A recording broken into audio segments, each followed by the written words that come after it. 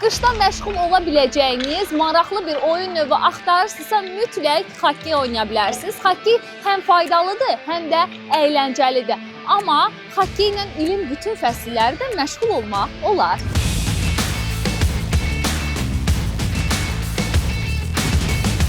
Mən 29 ildir xokkey ilə məşğulam. 7 yaşdan xokkey başlamışam oynamaya. İndi də ki, təzə oyunçular yetişdiririk. Çoxu başlayanda qorxur ki, zədə alarlar, amma qorxulu bir şey yoxdur. Neçə yaşın var?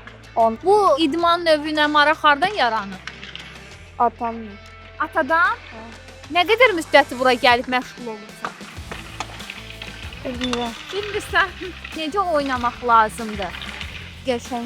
Çoxlu məşqə eləməyə lazımdır, qəşəng oynamaq. Rauf, neçə yaşın var? 7.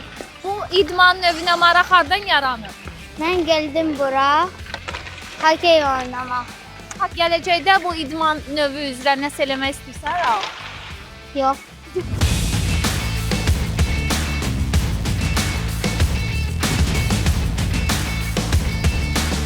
Hansı yaş aralığında xokkey öyrənmək olar və bu idman növü təhlükəli hesab olunurmu? Suallarının cavabını gəlin müsahibimizdən eşidək. 4 yaşından başlamaq olar.